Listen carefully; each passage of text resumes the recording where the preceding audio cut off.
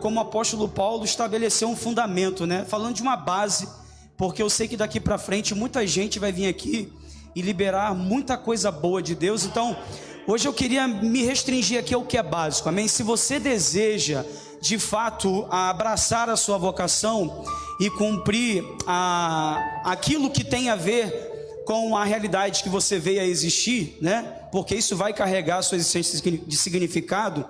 Você precisa entender que você vai ter que pagar um preço, amém? Ninguém que abraçou a sua vocação está surfando. Ninguém que abraçou a sua vocação está bebendo água de coco.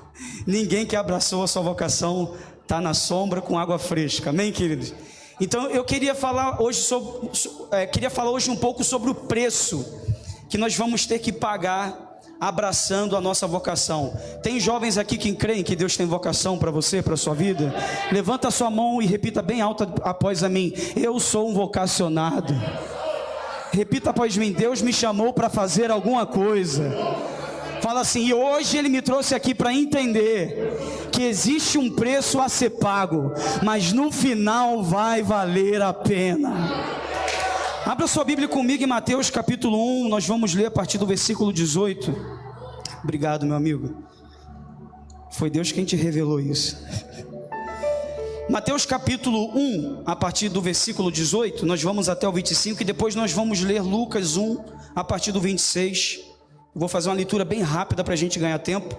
Mateus capítulo 1, a partir do versículo 18, diz assim: ora, o nascimento de Jesus Cristo foi assim: estando Maria, sua mãe, desposada com José, antes de se ajuntarem, achou-se ter concebido do Espírito Santo. Então José, seu marido, como era justo e a não queria infamar, intentou deixá-la secretamente, e projetando ele isto, eis que em sonho lhe apareceu um anjo do Senhor, dizendo: José, filho de Davi, não temas receber a Maria, tua mulher, porque o que nela está gerado é do Espírito Santo, e dará à luz um filho, e chamarás o seu nome Jesus, porque ele salvará o seu povo dos seus pecados. Tudo isto aconteceu para que se cumprisse o que foi dito da parte do Senhor pelo profeta, que diz: eis que a virgem conceberá e dará à luz um filho, e chamá-lo-á pelo nome de Emanuel, que traduzido é Deus conosco. E José, despertando do sonho, fez como o anjo do Senhor lhe ordenara, e recebeu a sua mulher, e não a conheceu até que deu à luz seu filho, o primogênito, e pôs-lhe por nome Jesus. Vai rapidamente agora para Lucas capítulo 1, a partir do versículo 26. É a mesma narrativa, mas já já você vai entender por que nós estamos lendo os dois textos. Lucas capítulo 1, a partir do versículo 26, diz assim a palavra do Senhor: e no 6º mês foi o anjo Gabriel enviado por Deus a uma cidade da Galiléia, chamada Nazaré, a uma virgem desposada com um varão cujo nome era José, da casa de Davi, e o nome da virgem era Maria. E entrando o anjo aonde ela estava, disse: salve, agraciada, o Senhor é contigo, bendita és tu entre as mulheres. E vendo ela, turbou-se muito com aquelas palavras, e considerava que saudação seria esta. E disse-lhe então o anjo: Maria, não temas, porque achaste graça diante de Deus, e eis que em teu ventre conceberás e darás à luz um filho, e por-lhe-ás o nome de Jesus. E este será grande, e será chamado Filho do Altíssimo, e o Senhor Deus lhe dará o trono de Davi seu pai, e reinará eternamente na casa de Jacó, e o seu reino não terá fim. E disse Maria ao anjo: como se fará isto, visto que não conheço varão? E respondendo o anjo, disse-lhe: descerá sobre ti o Espírito Santo, e a virtude do Altíssimo te cobrirá, e como a sua sombra, pelo que também o santo que de ti há de nascer será chamado Filho de Deus. E eis que também Isabel, tua prima, concebeu um filho em sua velhice, e é este o 6º mês para aquela que era chamada estéril, porque para Deus nada é impossível. Versículo 38, eu quero que você se atenha aqui agora ao versículo 38, a fala de Maria para o anjo. Disse então Maria: eis aqui a serva do Senhor, cumpra-se em mim segundo ou conforme a tua palavra. Amém, irmãos? Quantos são servos e servas do Senhor? Então a palavra de Deus vai se cumprir na sua vida. Queridos, a história do nascimento de Jesus é uma história que nos fascina, né? E todos nós que estamos aqui hoje, em algum nível, temos entendimento acerca dos desdobramentos espirituais, dos benefícios espirituais que nós viemos a herdar como a realidade da encarnação, da morte, ressurreição e ascensão do Cristo. E posterior a isso, o derramamento do Espírito Santo sobre toda a carne. Se nós fôssemos aqui hoje pontuar acerca de bênçãos e de dádivas espirituais que nos são concedidos pelo fato de que um dia Jesus, o Filho de Deus, Deus encarnou, nós gastaremos aqui uma noite inteira para falar sobre muitos pontos nos quais tem a ver com dádivas e benefícios que nós herdamos com esta realidade. Graças a Deus que Jesus se submeteu a esta realidade. Amém, irmãos? Filipenses capítulo 2 diz que ele, ainda que sendo Deus, não teve por usurpação ser igual a Deus, mas esvaziou-se de si mesmo, assumiu a forma humana. Então, se por conta do primeiro Adão e pelo seu desejo de ser como Deus, toda a humanidade se desviou de Deus, o segundo Adão abre mão de ser igual a Deus e coloca toda a humanidade no trilho de volta. Quem está feliz por isso, irmãos? Então, a história do nascimento de Jesus é uma história que nos fascina, é uma história que nos cativa, e não apenas só nós, existem pessoas que ainda não aceitaram a Jesus, né? Os simpatizantes do Evangelho, até mesmo eles, e principalmente no tempo de Natal, né? Eu tenho muitos parentes que não são crentes, e no período de Natal, toda aquela retórica que envolve o nascimento de Jesus, né? Os magos e tal, o pessoal indo lá para o Oriente e tal, isso mexe com as pessoas. Eu conheço ímpios que nesse período, acessando esse tipo de informação, porque batem muito na tecla nesse período, né, nessa estação do ano, eles chegam até mesmo se emocionar com a história do nascimento de Jesus. Mas não é sobre isso principalmente que eu quero falar aqui hoje com os irmãos. O que nós precisamos aqui, ao menos nos lembrarmos hoje, é de que essa história não tem apenas um olhar um tanto quanto romantizado.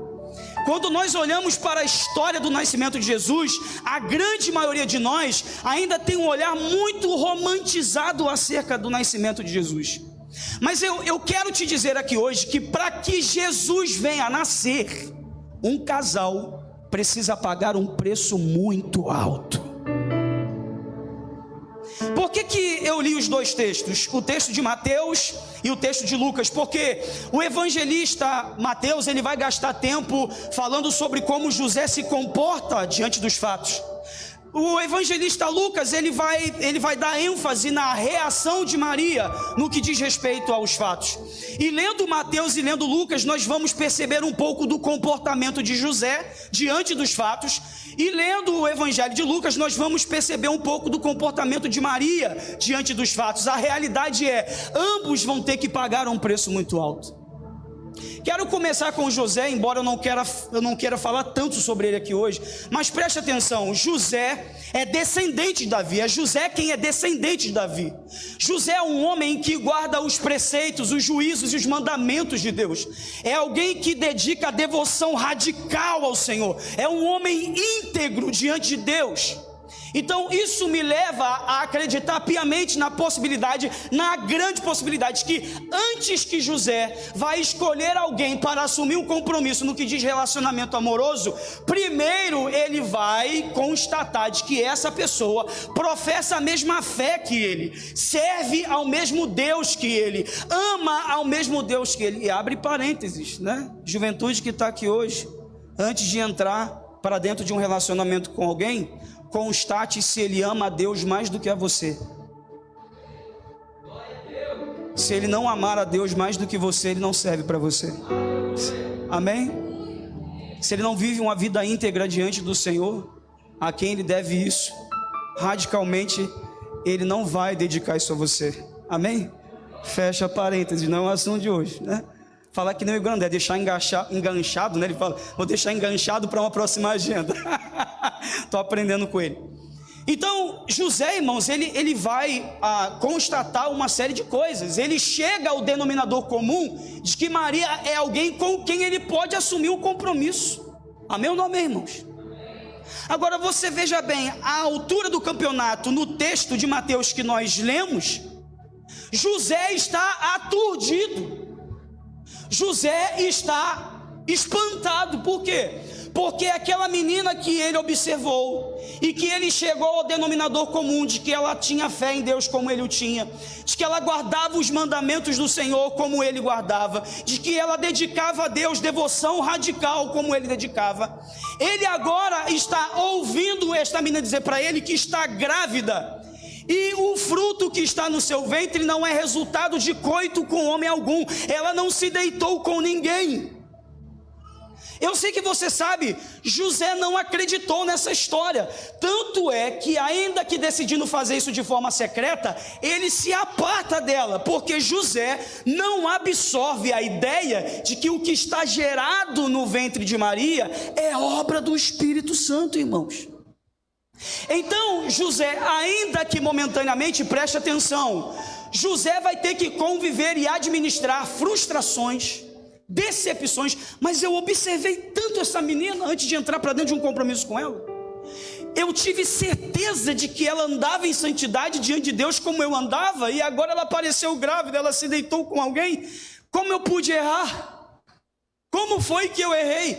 Como Maria conseguiu me enganar até agora? Você acha que José está acreditando que o fruto que está no ventre dela é obra do Espírito Santo? Claro que não, irmãos. Quem é noivo aqui? Levanta a mão. Quem é noivo? Tem alguém noivo aqui hoje?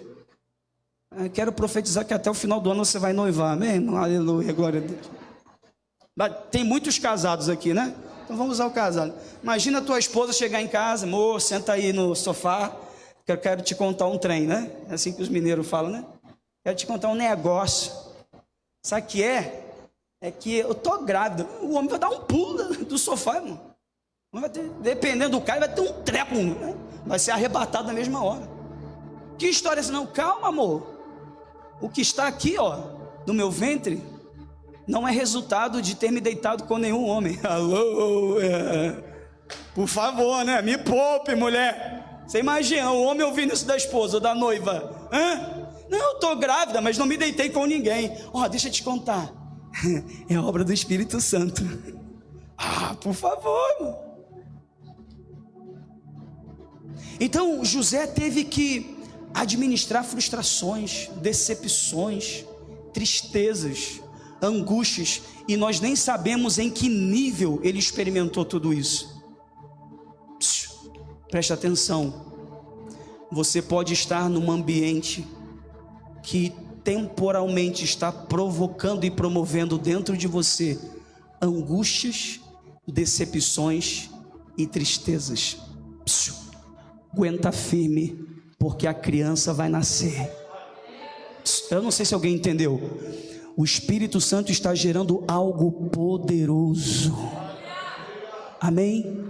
Esta sua luta, esta sua guerra, esta sua peleja não é para a sua morte, não é para o seu fim, é para que o nome do Senhor seja glorificado na sua vida.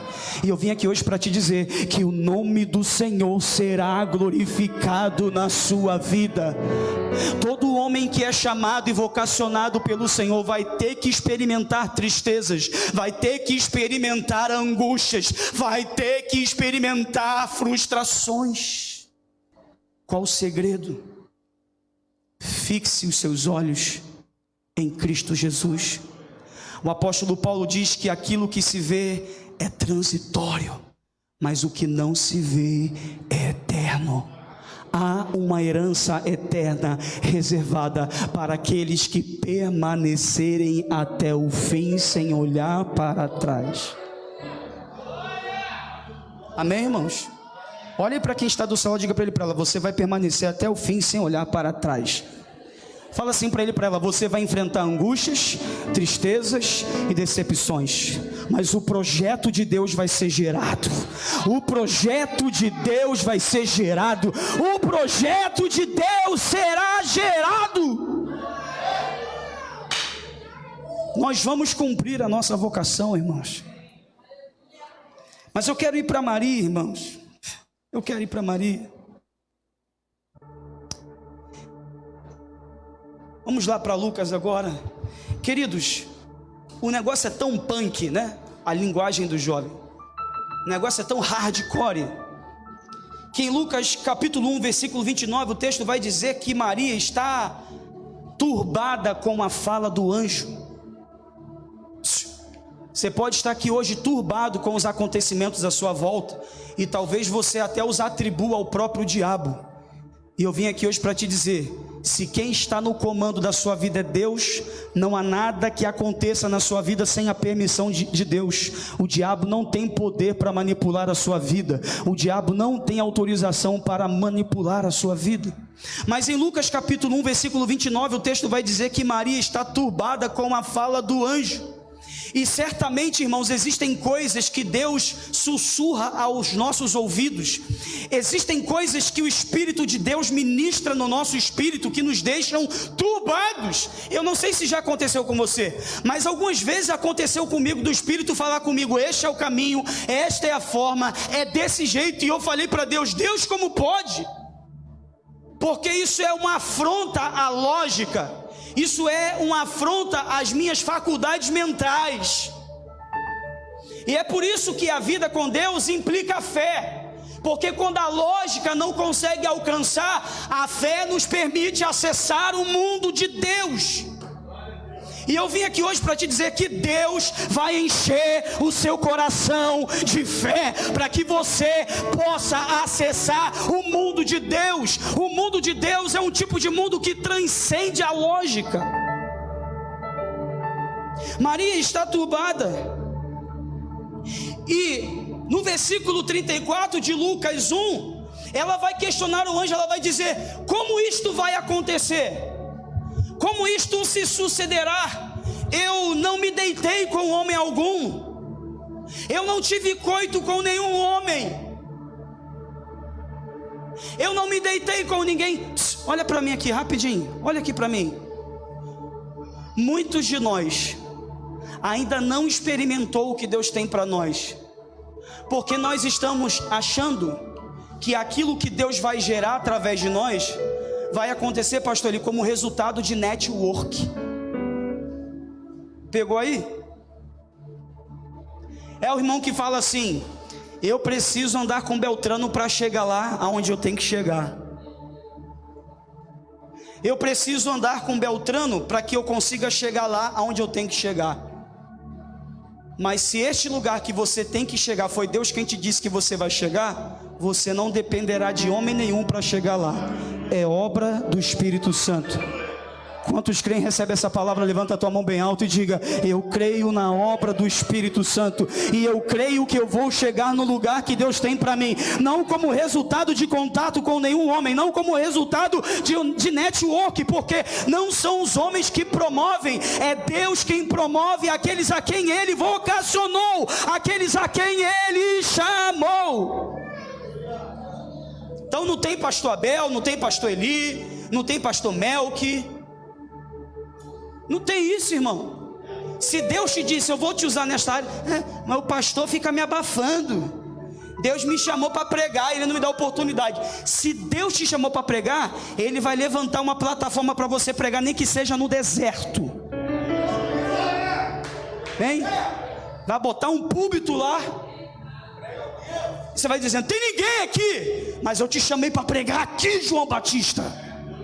Um homem que tinha tudo para começar o ministério no templo, com gente, com microfone, com púlpito, com som, com ar-condicionado, com ministério de louvor. E Deus disse: você vai para o deserto. E outra coisa é que nós só seremos frutíferos se nós estivermos no lugar que Deus quer que estejamos. Não importa o quão hábil você seja, se você estiver fora do propósito, você não gera, você não dá fruto. João Batista foi para o deserto, e a Bíblia diz que as multidões... Olha aí para o teu irmão, fala para ele: multidões vão ouvir a sua voz. Porque a sua voz é o instrumento que Deus vai usar neste tempo para gerar um impacto nas nações da terra, nesta comunidade, no Rio de Janeiro, no Brasil e em outras nações, se Ele quiser te levar. Aqueles que creem, levanta a tua mão lá em cima e dá um glória a Deus aí o mais alto que você puder.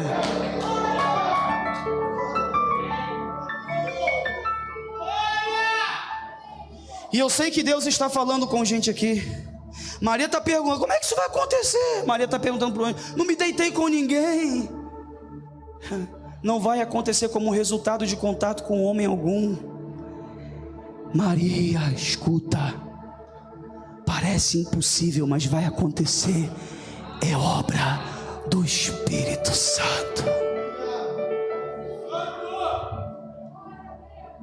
Mas Maria, assim como José, teve que administrar os seus desconfortos. Maria está preocupada. Por que Maria está preocupada? Ela é alguém que faz bom uso das suas faculdades mentais. Maria, no mínimo, está pensando: como é que eu vou contar isso para José? Como é que José acredita que eu estou grávida e não me deitei com ninguém? José a terá por adúltera. Obviamente, a gente leu o texto de Mateus e a gente viu que ainda que secretamente ele vou cantar pneu, né? Que essa menina aí, com certeza, meu amigo, com certeza. Maria está preocupada. A reputação e o caráter de Maria agora estão comprometidos. Você quer cumprir a sua vocação? Quantos querem cumprir a sua vocação? Uma pergunta do Espírito aqui hoje para mim e para você: você está disposto a comprometer a sua reputação e o seu caráter para gerar aquilo que Deus deseja gerar através de você?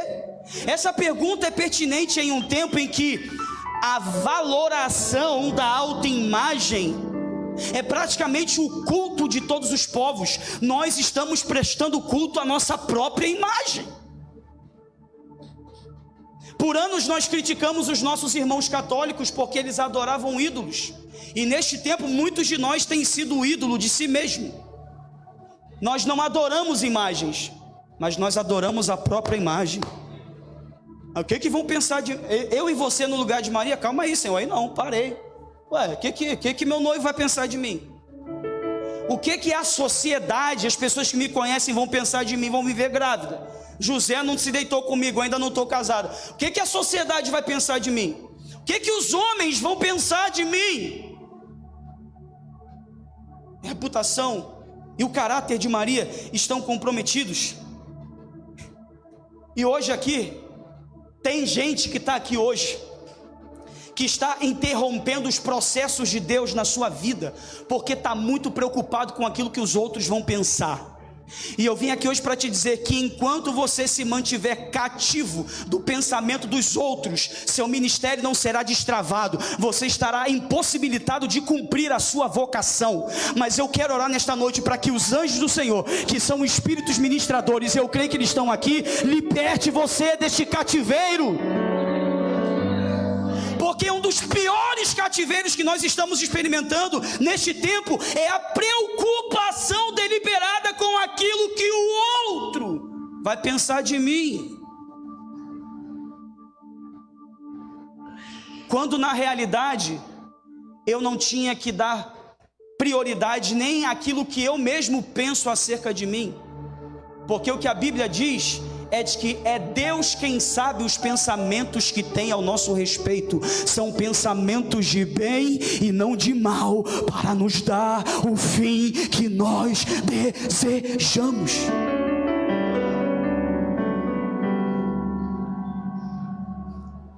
Maria está preocupada.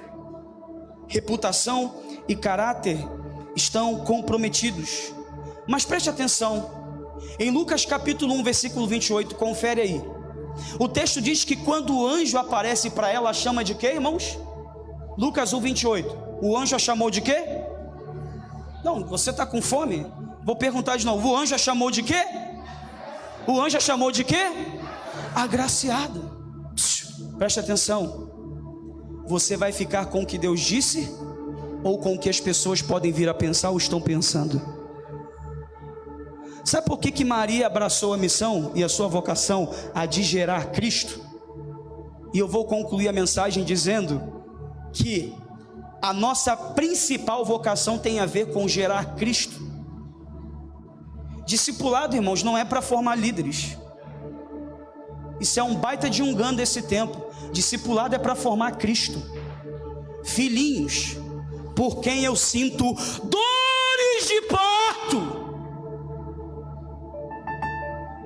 até que Cristo seja gerado em vocês. Sabe qual que é a minha e a sua principal vocação? Gerar Cristo nos homens. Mas dar a luz a Cristo para os homens desse tempo implica muita coisa. Mas o Espírito vai te fortalecer. Eu só vou falar para quem crê. O Espírito vai te fortalecer. Multidões e multidões de homens e mulheres, de crianças, adolescentes e jovens, terão Cristo de Deus formados no seu interior, e Deus vai usar você para fazer isso. Bons líderes, o mundo está formando. Desculpa, a gente ia gastar um tempo muito grande para falar desse assunto, mas eu não estou falando de uma coisa que eu não li, não investiguei e não estudei. Eu sei do que eu estou falando aqui. A questão é, não é se você já é um líder preparado. A questão é o quanto de Cristo já foi formado em você. Olha para mim, no final só vai restar o que você se tornou, não o que você fez. Senhor, em teu nome nós profetizamos, em teu nome expulsamos demônios, operamos sinais e prodígios. Jesus vai lhes dizer abertamente: eu não conheço vocês. Quando eu olho para vocês, eu não me vejo como alguém que diante do espelho vê a sua própria imagem. Adão no Éden, quando pecou contra Deus, ele perdeu a imagem e a semelhança. O segundo Adão veio para resgatar em mim e você a imagem e a semelhança, e hoje ele nos convida, e hoje ele nos vocaciona para gerar como instrumento do Espírito nos homens a imagem e a semelhança de Deus. E eu quero profetizar e declarar que Deus está levantando aqui uma igreja, adolescentes e jovens que são semelhantes, que são a imagem do Cristo de Deus, porque na era vindoura, quando nós formos comparecer ante o tribunal dele, é só isso que vai restar: quem você se tornou. Tem alguém entendendo aqui? Diga amém, diga aleluia, diga glória a Deus. Você pode aplaudir o Senhor bem forte aí, só para aquecer.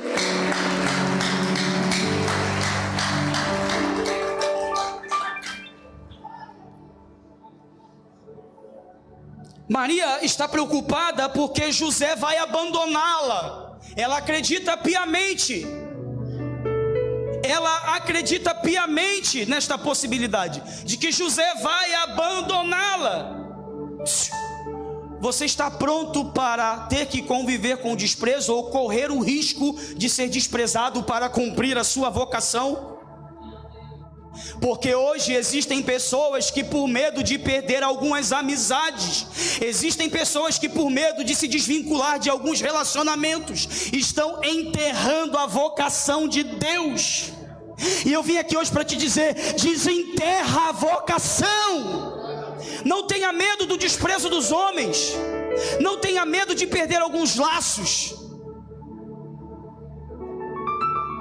porque o homem pode te desamparar, o homem pode te desprezar. Mas Efésios capítulo 1, versículo 3, a partir do versículo 3, quando o apóstolo Paulo vai falar acerca das bênçãos espirituais, ele está numa masmorra em Roma, e ele está escrevendo essa carta aos santos que estão em Éfeso. Na primeira bênção, quando ele vai citar a primeira bênção espiritual, ele vai dizer que o Pai nos elegeu. Sabe o que isso significa? Que antes da fundação do mundo, Deus escolheu você. Então os homens podem me desprezar, mas se eu conheço a realidade de Efésios capítulo 1, de que Deus me escolheu, Deus me elegeu, Deus me levantou, eu não vou ficar refém do desprezo dos homens, porque o Pai me adotou. Eu não sou órfão. O espírito de orfandade foi quebrado, amém, irmãos? Fala para quem está do teu lado: o espírito de orfandade foi quebrado na sua vida. Você não está sozinho, você tem um Pai. Você não está sozinho, o Espírito Santo está com você. Você não está sozinho, o Consolador te guiará todos os dias da sua vida. Tem alguém sentindo Deus aqui? Irmãos, tem fogo nesse altar. Eu sinto o Espírito de Deus aqui. Aleluia.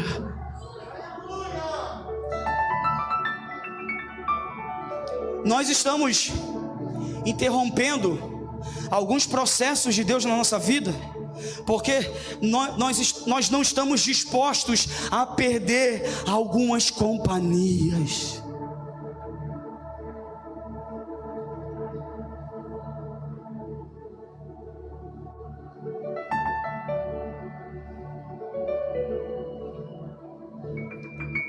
Como nós temos medo de perder companhias.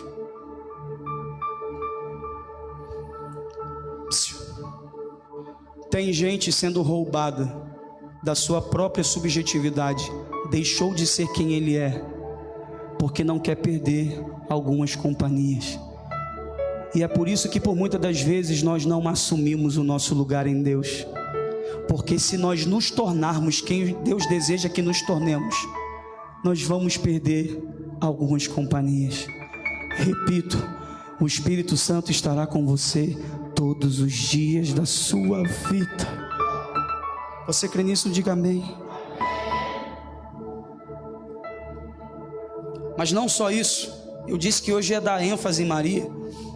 Nós, homens, pregamos muito no púlpito e usamos muitos exemplos masculinos no púlpito, né?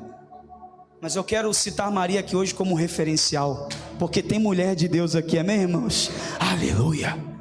E no curso da história, Deus levantou muitas mulheres como exemplo, como referência. Mas como disse, não apenas isso. No tempo em que tudo isso está acontecendo com Maria, a lei de Moisés continua vigente. E de acordo com a lei de Moisés, Fábio, uma mulher que fosse pega em atos de adultério ou praticasse sexo ilícito, ela teria que ser arrastada até uma praça pública e apedrejada. Ou seja, Maria compromete sua reputação, seu caráter. Maria compromete seu relacionamento com José. E por último agora, Maria compromete sua própria vida. Olha para mim. Eu te disse que hoje ia ser só uma fasquinha. Vai vir gente aqui melhor do que eu para liberar coisas muito mais profundas aqui. Aí vocês recebe essa palavra profética, amém, irmãos? Semana que vem vocês vão mais fundo em Deus aqui. Mas olha para mim, presta atenção nisso aqui. Isso aqui é muito importante. Aqueles que têm medo de morrer estão impossibilitados de fazer outros viverem. Nós estamos aqui hoje porque 12 homens decidiram dar suas vidas pela causa do Evangelho. Você sabe como Pedro morreu? Você sabe como Matias morreu? Você sabe como Filipe morreu, como Bartolomeu morreu? Você sabe como Tomé morreu? Vai ler sobre como os discípulos de Jesus, que lá na frente apóstolos, morreram. Sabe por que eu estou te falando isso aqui? Porque a minha geração hoje, e Fábio, o Wallace, pastor Melk, com licença, eu estou em casa aqui, amém, irmão? Estou me sentindo à vontade. A gente está achando que cumprir vocação é igual o programa da Xuxa, que eu sou muito velho, então não sei quais são os programas novos. A gente tem uma visão muito romantizada dessa coisa de vocação. E aí a gente vem para a igreja com um pop rock muito badalado no templo. Pai, eu gosto pra caramba. E a gente, vou avançar, eu vou crescer, ninguém vai me deter, meu alvo é Cristo. Você tem medo de morrer? A minha geração tem medo de morrer porque perdeu visão da eternidade. E nós precisamos admitir isso. Por mais que na teoria a gente tenha alguma compreensão acerca de que há vida após a morte, na prática nós nos comportamos como se a vida fosse restrita àquilo que nós podemos experimentar aqui. E é por isso que a gente tem tanto medo de morrer, porque a gente não acredita que quando nós fecharmos os nossos olhos para essa vida e nós abrirmos os nossos olhos na outra esfera, na outra dimensão, nós estaremos assentados à mesa com Abraão, Isaque, Jacó, no reino de Deus, e nós veremos o Messias, o nosso irmão mais velho, vindo nos servir à mesa. Tem gente que perdeu essa perspectiva. E eu sou o primeiro da fila, meus irmãos. A profecia é superior ao profeta. Não estou falando de um assunto aqui que eu já venci, já tirei nota 10, gabaritei. Não, irmão. Eu sou apenas a voz. Lembra de João Batista? Quem és tu? Dize-nos quem tu és, para que a gente vá e dê uma resposta àqueles que nos enviaram aqui para saber. És tu Elias? Não. Quem és tu? Tu és o Cristo? Não. Dize-nos quem tu és. Eu sou apenas uma voz. Eu sou a voz do que clama no deserto. A voz é minha, o clamor não é meu. Pegou aí? Eu sou a voz do que clama. A voz é minha, o clamor é do Espírito. Eu sou tão necessitado dessa palavra aqui hoje quanto você, e eu preciso junto com você ter esclarecimento nos olhos do meu entendimento acerca disso aqui. Mas Maria está aqui comprometendo a sua própria vida. E muitos de nós ainda não abraçou a nossa vocação, não está cumprindo o chamado. E eu não quero falar aqui agora no que diz respeito à perda da própria vida, tendo o assunto morte como ênfase. Eu já tratei disso, ok? Mas perder a própria vida, nós podemos falar aqui de não ser realizado na sua própria vida aquilo que é o intento do seu próprio coração. Talvez você sonhou a vida inteira em ser um advogado, e Deus está te dizendo: eu quero te enviar para a Índia como missionário. Não, Jesus, eu estou estudando para ser médico. Que para a Índia? Talvez Deus queira te levar para ir para a África. Talvez Deus queira te levar para os Estados Unidos. É legal, né? Fazer missões nos Estados Unidos. Cara, eu quero muito um dia fazer missões lá. Brincadeiras à parte, irmãos. Perder a própria vida ou pôr a própria vida em risco tem a ver com comprometer sonhos particulares. E a questão é que nós estamos tão apegados a nós mesmos, nós estamos tão apegados à nossa própria vida, nós estamos tão apegados aos nossos próprios sonhos, intentos e desejos do nosso coração, que não abraçamos a nossa missão. Os homens se dispuseram no passado, irmãos, a pregar o evangelho, a cumprir a sua vocação, abriram mão de muitas coisas. Vocês já ouviram falar dos jovens morávios? Quantos aqui conhecem a história dos jovens morávios? Vou contar aqui rapidinho. Trata-se de alguns jovens que descobriram que numa certa ilha havia um senhor que tinha um punhado de escravos, e eles descobriram que tanto aquele senhor quanto os escravos não conheciam Jesus, não conheciam a mensagem, a palavra do evangelho. Então eles enviaram uma carta para aquele senhor, e na carta eles pediam àquele senhor a autorização para ir até aquela ilha, até aquele lugar, e pregar aos escravos daquele senhor sobre Jesus, para que talvez eles fossem tocados pelo Espírito, se arrependessem e aceitassem a Jesus como Salvador de suas vidas. Isso aqui não é uma história de gibi, é uma história real, amém, irmãos? Depois leia lá sobre os morávios, os jovens moravianos. E a história vai dizer que aquele senhor não o permitiu que aqueles jovens fossem até lá para pregar Jesus. Então eles tiveram uma grande ideia. Sabe qual que foi a grande ideia? Nós vamos nos vender a esse senhor como escravos, mas vocês serão escravos para o resto da vida. Não tem problema. Não, calma aí, não estou entendendo. Vocês vão abrir mão da liberdade de vocês, vão se vender como escravo para ir lá e pregar escravos? Mas tem tanto lugar para ir pregar, tem que ir lá. E diz a história que os pais desses jovens morávios começaram a questionar esses jovens: vocês não podem fazer isso, tem tanto lugar para fazer missão, né, irmão? Tem alguns lugares que a gente não quer fazer missões. Essa igreja aqui não, irmão. Essa igreja aqui é missionária. Essa juventude é missionária. A gente sabe, a gente conhece das obras e dos projetos. Não é de hoje. Glória a Deus pela vida de vocês. Isso aqui agora é preventivo.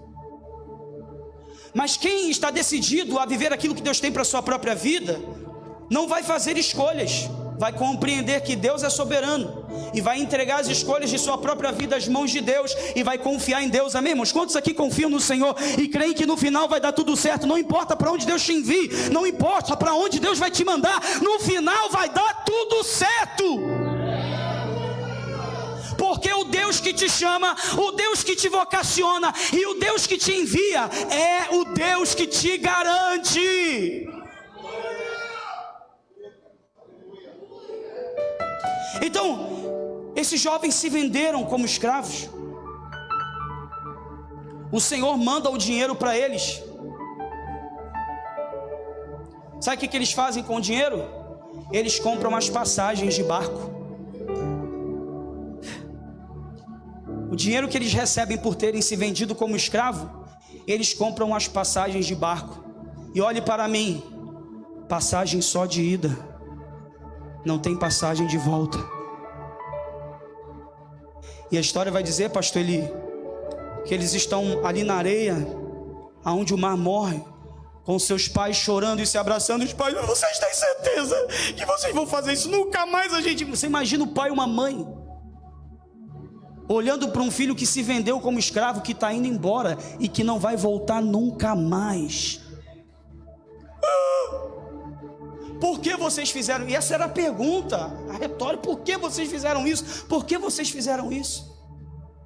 E a história vai dizer, pastor Mel, que eles entram no barco, eles vão ganhando o mar, eles vão ganhando o mar. Em uma certa altura no barco, em uma certa altura no mar, preste atenção, estes jovens morávios, eles levantaram as suas mãos e disseram: que o Cordeiro de Deus receba a glória por um dia ter derramado o seu sangue na cruz do Calvário por nós.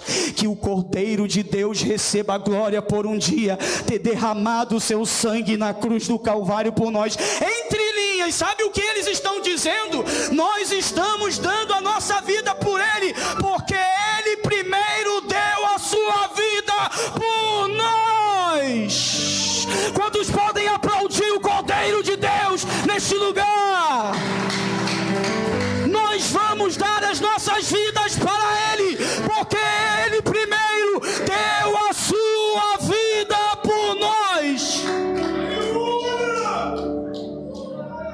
E é isso. E Deus me diz que nesta noite está colocando pessoas no trilho. Elas vão trilhar um caminho que é um caminho de ida, não tem volta. Mas todos os dias da sua vida, o Espírito Santo será com você.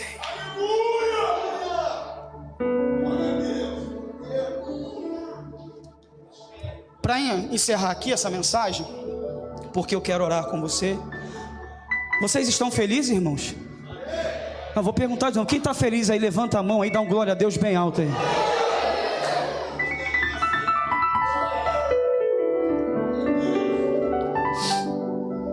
Por último, dizer a você que esta menina, Maria, ela é de Nazaré. Nazaré. Pergunta para o teu irmão: de onde tu é? Fala aí para ele: de Nazaré. Fala: Nazaré. Nazaré. Ah, é? É. Nazaré é uma terra que é identificada pelo profeta Isaías como lugar de trevas e morte. Está escrito isso lá em Isaías capítulo 9, do 1 ao 12. Nazaré é uma cidade pequena e mal vista pelos judeus, por conta do trânsito de povos místicos que passam por lá. Esta terra é considerada uma terra imunda. Uau! Em João capítulo 1, versículo 46, Natanael pergunta a Filipe: pode vir por um acaso algo bom de Nazaré? Repita após mim: pode. A mãe do Salvador nasceu lá. Ei, presta atenção, eu vim aqui hoje para te dizer que a tua origem não vai comprometer a tua geração. A sua origem não vai comprometer aquilo que você vai gerar. Se prepare, porque você vai engravidar do Espírito Santo e você vai gerar coisas miraculosas da parte de Deus. Quantos creem nisso? Levanta a tua mão lá em cima, exalte o Senhor, abra sua boca, glorifique o nome dele, diga aleluia, diga glória a Deus, diga hosana nas alturas.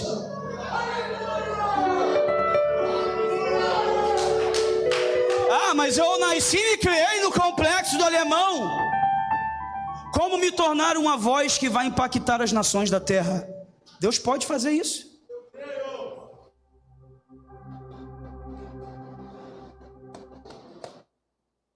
Eu também creio que aqui hoje Deus está despertando pessoas. É como se você tivesse dentro de você um leão dormindo, mas hoje ele vai rugir. O leão despertou, acordou. Porque eu creio que daqui deste lugar Deus vai levantar pessoas que vão impactar esta terra. Eu sou nascido e criado no complexo do Alemão. O que será da minha vida? A pergunta não é sobre onde você nasceu e se criou. A pergunta é: quem é o teu Deus? A pergunta é: quem é o teu Deus? Quem é o teu Deus? O Deus a quem você serve, ele tem controle de todo o universo. Irmãos, às vezes eu fico em casa vendo o vídeo das galáxias. Meu filho caçula gosta desse negócio e fica estudando tudo sobre galáxias, sobre outros planetas. E eu fico assistindo alguns vídeos quando eu fico assim: meu Deus, o Senhor fez tudo isso, tem controle de tudo isso.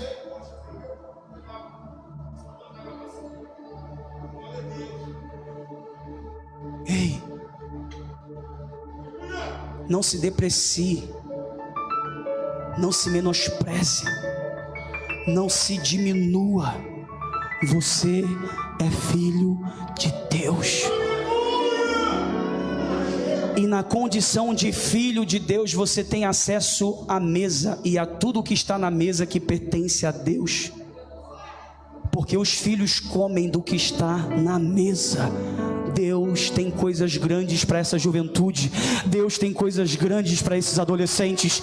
Deus tem coisas grandes para esses jovens. Eu vim aqui hoje para profetizar. Deus tem coisas grandes. Deus tem coisas grandes. Deus tem coisas grandes.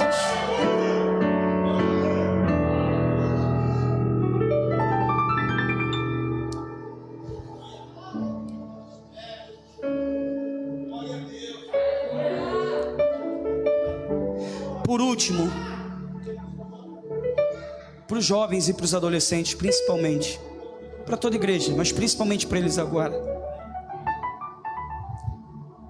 os teólogos e historiadores vão dizer que esta menina, que é chamada pelo Senhor para gerar o Cristo de Deus em meio a todo este ambiente turbulento, tem de 13 a 15 anos no máximo.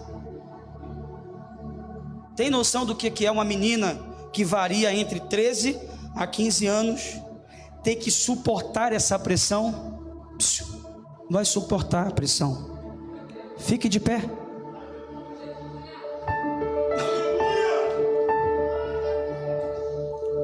Ei, olha para mim.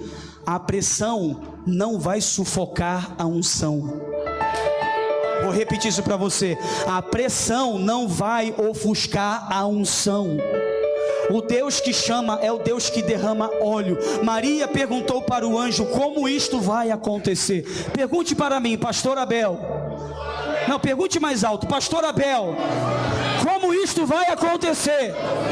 E eu venho aqui hoje na autoridade do Espírito Santo para te dizer: descerá sobre ti o Espírito Santo, e o poder do Altíssimo te envolverá do alto da tua cabeça até a planta dos teus pés.